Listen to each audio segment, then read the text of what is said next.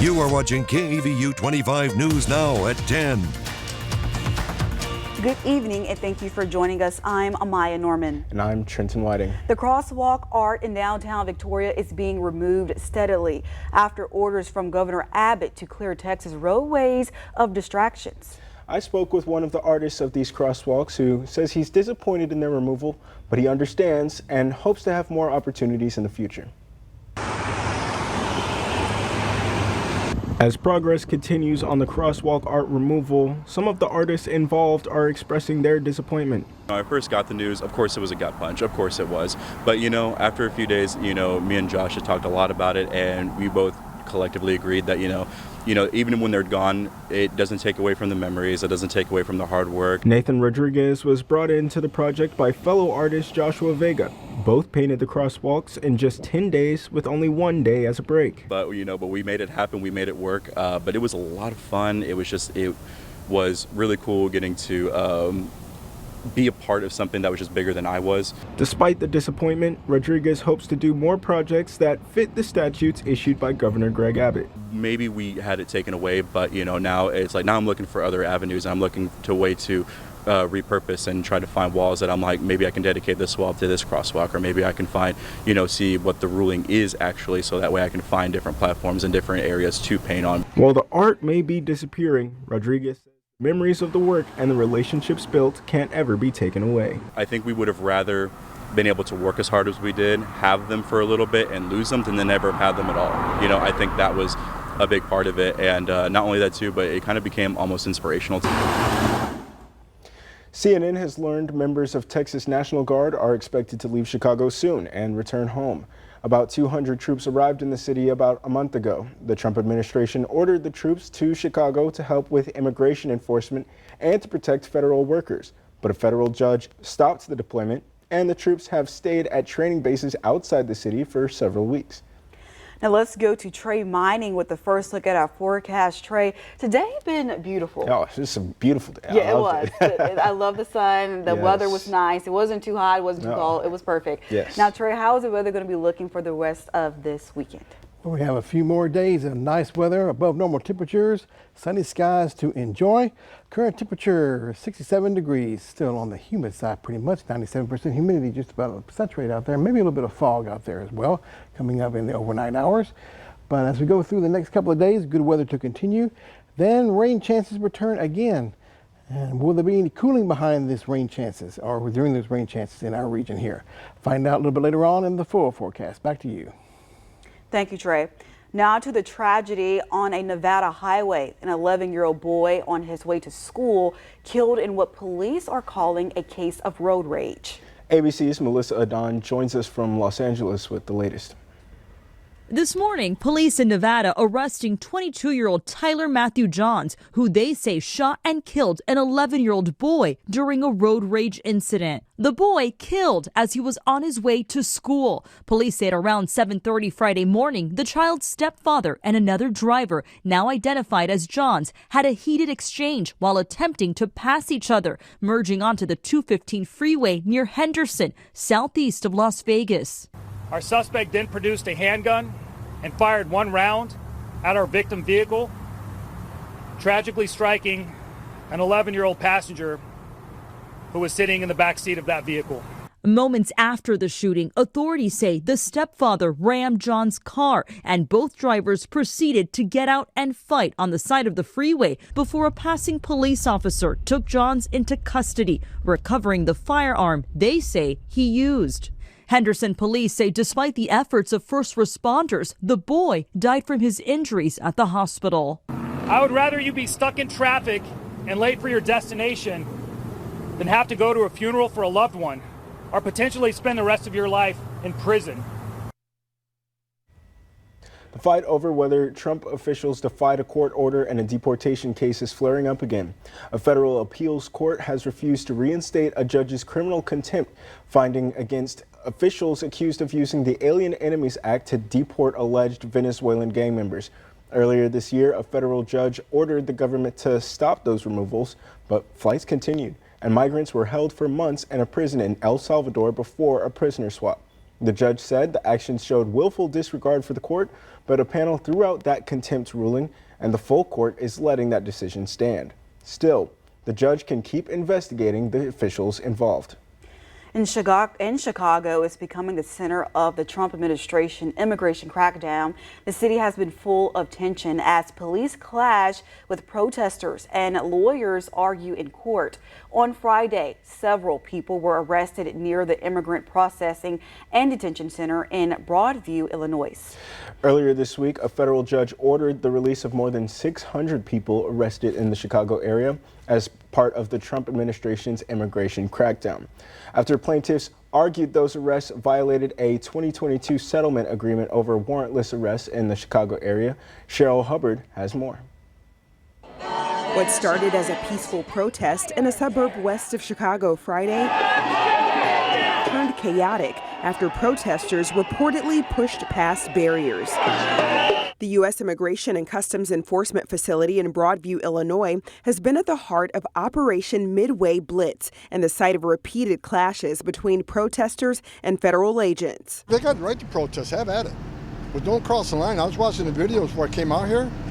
When they put hands on a law enforcement officer, they're getting arrested, going to jail. Immigration enforcement is a part of the Trump administration delivering on campaign promises. But the protests come amid a number of legal cases revolving around the facility. An attorney in Illinois filed a lawsuit last month in U.S. District Court over the curfew that was imposed on protesters. What several federal judges have determined is that the predicate for Operation Midway Blitz is false.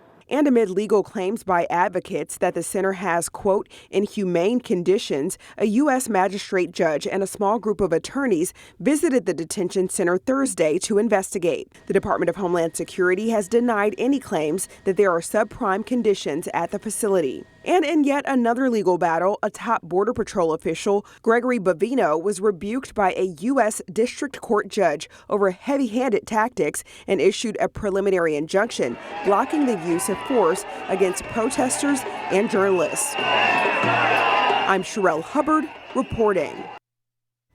The judge said that migrants who were arrested without the proper detention orders, who don't have a final removal order, and who are not considered a threat must be given bond by noon on November 21st. The plaintiff said more than 3,000 people have been arrested since June. In response to the ruling, the Department of Homeland Security said the decision is putting Americans' lives at risk. Bike lovers around Victoria met downtown this afternoon for a bike day celebration. Motorcycles of all kinds showed up to this bike gathering, sponsored by several downtown businesses. The event features live music and parking lot awards. It was hosted by the group Viclas de Vicas. That looks fun. Yeah, that I know. looks like fun. It is Nice, cool. nice bikes. Exactly. And if you see news happening, let us know. Call the number on your screen to contact our newsroom or email us your tips at staff@crossroadstoday.com. From coffee to beef, hundreds of food items just saw major tariff rollbacks. How the move could impact your grocery bill coming up.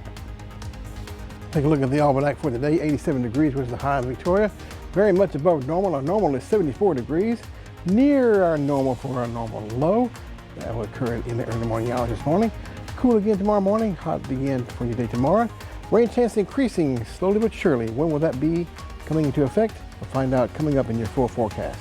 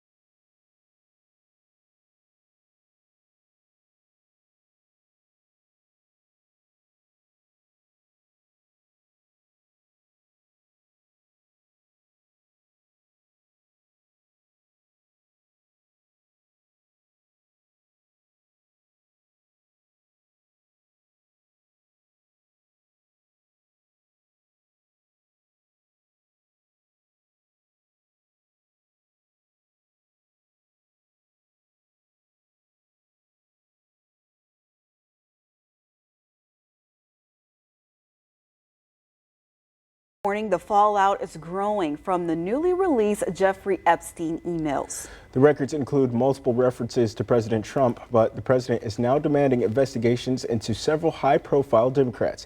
Here's ABC's Johnny Fernandez.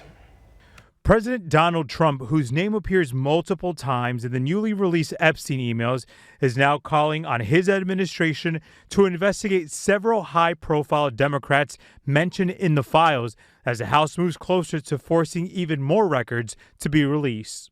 Attorney General Pam Bondi says she's following the president's directive, confirming she has asked the U.S. Attorney of the Southern District of New York to take the lead.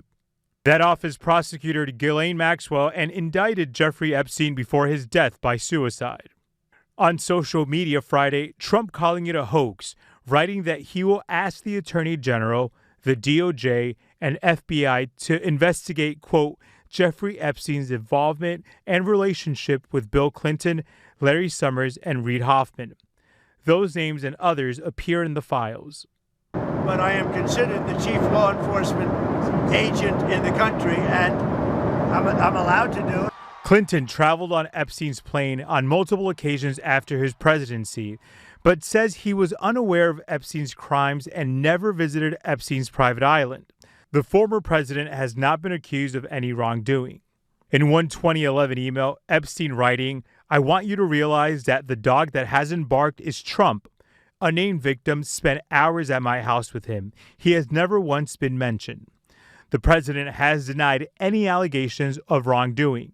Next week, dozens of House Republicans are expected to break with the president and vote to demand the release of the FBI's full Epstein files. Johnny Fernandez, ABC News, New York. You may be paying more for wine this Thanksgiving if you can find it. Government data shows bottled wine prices up in the past decade, driven by climate change, inflation, and higher production costs. Importers are now feeling the impact of new tariffs on European wines, though many stores say they're trying not to pass too much on to customers. At the same time, U.S. wine consumption has been falling, leading to smaller orders and some spots where certain brands may be harder to find. Not only will we be feeling the impact on wine, but President Trump has rolled back tariffs on more than 200 food items, including coffee, cocoa, bananas, and certain beef products. The move comes as prices have gone up at grocery stores. Some distributors of beef, coffee, and other food items raised their prices earlier this year when the tariffs took effect. The action also applies to tomatoes, avocado, oranges, and tea. Well, the federal government is reopening its agencies, and many national museums opened their doors to visitors Saturday. All federal facilities were closed during the government shutdown, which lasted 43 days. It was the longest shutdown on record, but it may take several days for everything to return to normal. Jen Sullivan explains the lingering effect of the government shutdown. Many national museums are now back open after shutting their doors for more than 40 days during the government shutdown. We've greeted over 1,000 people already. The Smithsonian's National Air and Space Museum in Washington, D.C. began welcoming visitors Friday.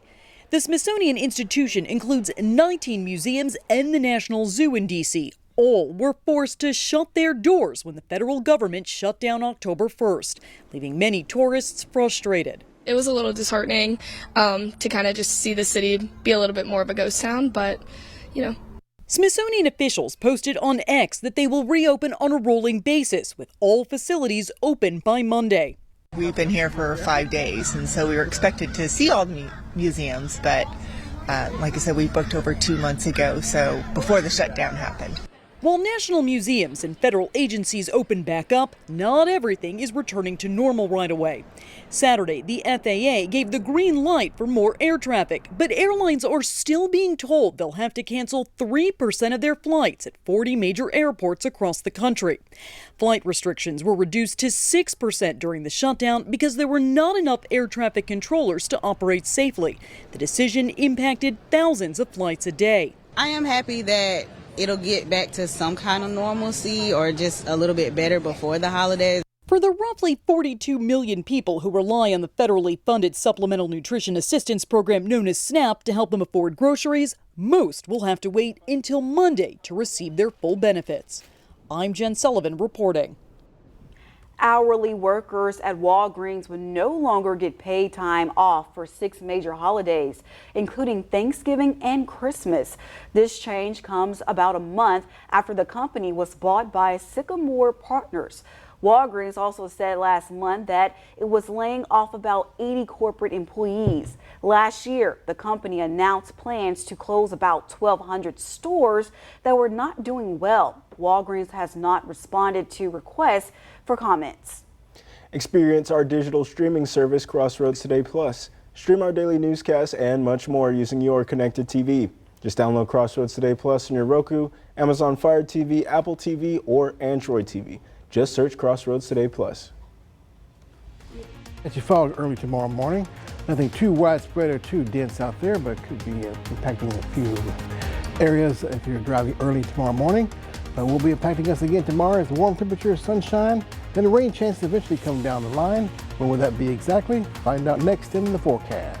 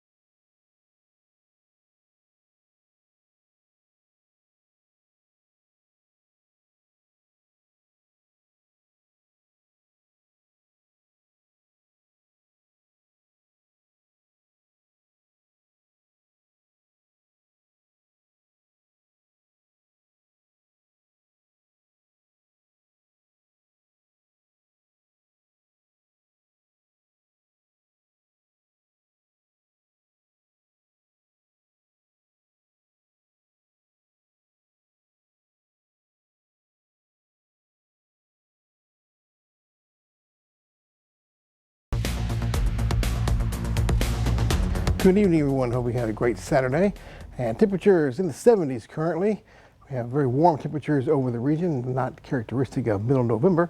That's going to continue for the next few days, and changes coming down later on. First things first, southerly winds you see keeping the humidity quite high, coming in directly off the Gulf, and have been for the last several days.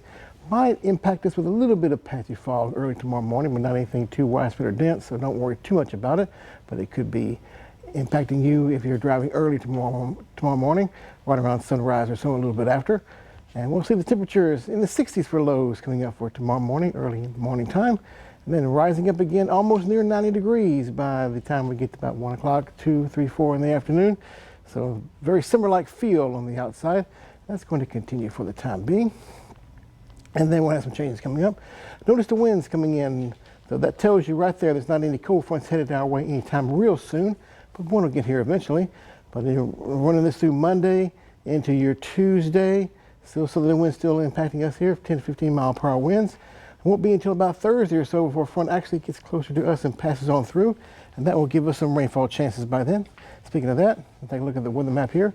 High pressure has been pretty much dominating our weather here, keeping us on the dry side and the sunny side. It'll continue to give us that type of weather again for your day tomorrow and the next few days in the first part of the week. Strong low pressure area out in the Southern California area headed our way. It's cut off from the main flow here. There's a jet stream up here on the northern part of the country, so it's cut off from that, which means it doesn't have very strong steering currents, but it'll gradually make its way to the east coming up, bring a cool front with it, and give us better rain chances coming up by about Wednesday till about the end of the week or so. Victoria, plan your day tomorrow, starting off tomorrow in the 60s, 70s by 9 a.m., 12 noon, 84, 85 degrees, and getting just shy of 90 by 3 o'clock in the afternoon tomorrow with nice and sunny conditions.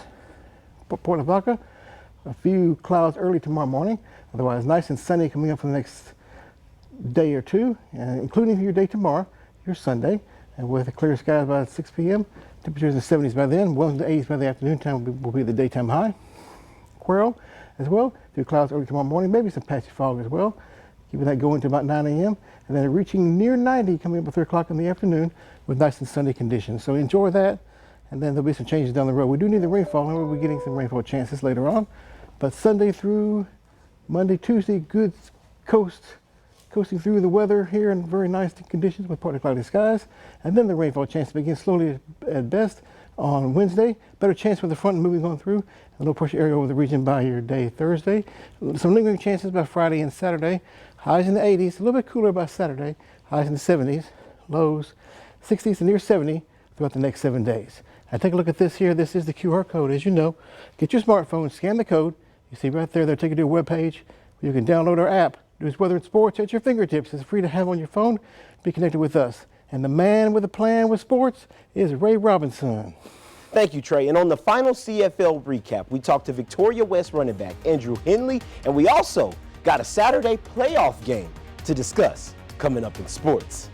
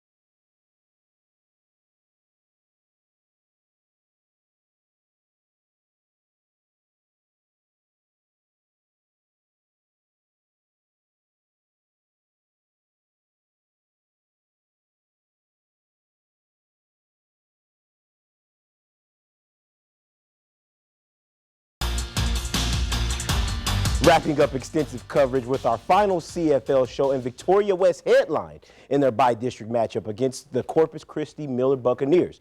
The Warriors' 61-20 victory got off to a good start with Andrew Henley at the helm, leading the team with several fun touchdowns. I mean, I can always keep on getting better every single game, so that's what I'm just going to do. I didn't really have that great of a defensive game. It was more of the entire team-wise, but I want to get better on the defensive side. Offense, it was all right. It was just a couple short runs, some touchdowns. That was all right.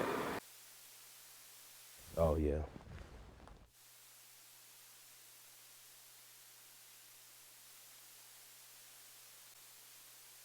School. Thank you, Andrew. And Texas high school football fans, we've got some. And Texas high school football fans, we got some Saturday love, as Sherelle and Alexander O'Neill would say. The action continued at Memorial Stadium this afternoon, where Bay City hosted Toledo in their bi-district matchup. Both teams kicked off with an exciting plays, each determined to take it all the way to the end zone. And after Bay City found themselves in Toledo territory after this deep play, surprisingly, that play that you're seeing didn't end in a touchdown, but it was close enough for Kamarian Wiggins to cap the drive with a quarterback keeper touchdown. Bay City's first half performance was a little bit underwhelming for their standards, but had bright spots on the ground as also. James Copeland, touchdown run in the second quarter, but it was the second half where the Bay City really turned it on, powering their way to the victory. Final score, 44-24. CFL's top 3 plays of the week. Your local playoff teams continue to elevate their game as they head into the postseason. We're bringing you exciting action from Thursday and Friday nights featuring a standout moments from Etna, Victoria West, and Cuero. These teams are making bold statements as they kick off the playoff run. Cuero kicks off the list with our top play number 3. The Gobblers looked impressive in their first round matchup against LaFeria. Marie makes a quick connection to Day-Day Baltner, lightning fast like 5G LTE. With a strong block on the left side, Bonner breaks free and races towards the end zone. And let's rewind to Thursday night, where Edna took on San Diego. The district champs were running on full throttle, all gas, no brakes in sight. But San Diego slammed the brakes hard on this one. Kyler Runner snatched a medium pass out of the air and hit the open field like a rocket, racing full speed toward the end zone. And your top play of the week goes to Victoria West, Andrew Henley. Their crushing 61-23 win over Miller had Henley lighting up the field. Henley's size and power on the far left were unstoppable, bulldozing through Buccaneer defenders as he was charged, full of steam to the end zone, and that's why this is your top play of the week. And some good news in volleyball. The Goliad Tigerettes are heading back to the big stage, and they're doing it in dominant fashion. Goliad rolled through Grandview with a 3-set sweep, taking the semifinal 25-12, 25-16, and 25-20. This team looks locked and laser focused with the win. The Tigerettes are officially back in the UIL Class 3A state finals, one step away from bringing another title home. Back to Goliad. They will be taking on Bushland. It looks like I'm getting ready to head to Garland, so make sure you stay tuned on KAVU with myself and Max for more details on this fun journey. But that does it for your sports. Amaya and Trenton. For more local news, content, weather, and sports, come to our website at crossroadstoday.com. And a person in Atlanta beats odds of 1 in 290 million, the massive jackpot they're about to receive. Next.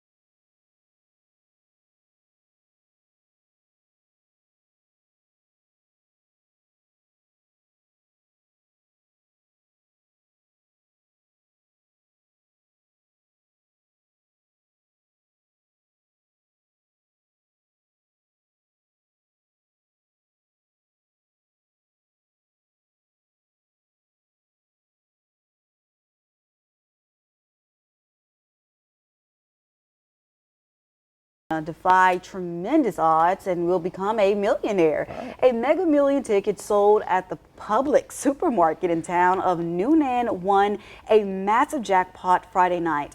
$980 million to be exact. A cool 20 million shy of $1 billion. But really, that's the prize will only be $452 million if taken as a lump sum payout. And of course, that's before taxes. Still, it's the biggest haul since the lottery raised ticket prices to $5 in April. It took 40 drawings before someone hit all 6 winning numbers. The chances of doing that are 1 in 290 million. That's crazy. Wow. Then it was at Publix supermarket. Yeah, absolutely. It wasn't at a gas station. Nope. It was at a supermarket. Yep. You never know where the millions are. You just never know. It could be yours. It could, well, one day it's well, I guess it's one gone day. now. Yeah. It's gone now, but one day. Well, It'll come back around. Exactly. It will. So make sure you guys go out there and try to get that ticket, because next time I will try. So let's go to weather. Okay, a $1 million forecast right here. No, that's Can't afford it. I'll give it to you anyway for free. Partly cloudy skies through Tuesday. Rain chances toward the end of the week. High temperatures near 80 degrees.